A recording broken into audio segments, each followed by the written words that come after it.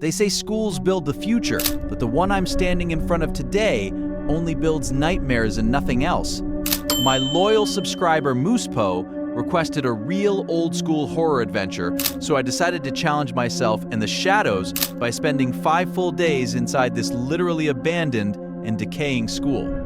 For everyone asking how I could possibly endure this environment, or how I could survive the suffocating silence and the pitch-black darkness, I'm telling you to stay until the very end of this video, because what happens on the 5th day will make you question everything you see in your daily life.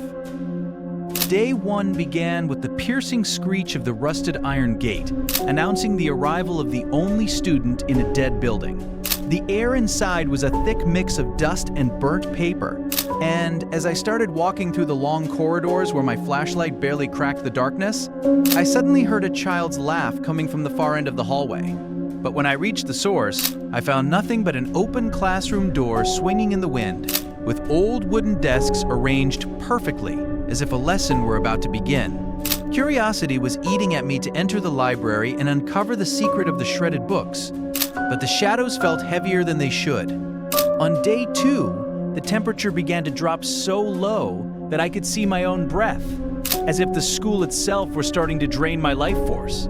I found an old diary belonging to the school principal, and it was written inside that this place was shut down because of a student who vanished and never returned.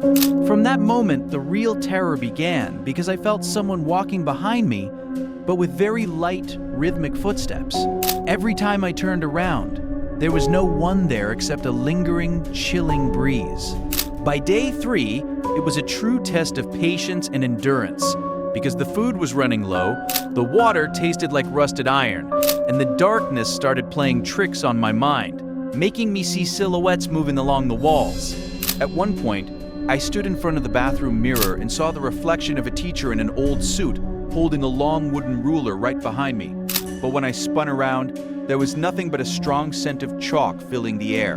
In the middle of this absolute tension, while the fear is at its peak, I want to tell you that thanks to your incredible support, we are almost hitting 1,000 views.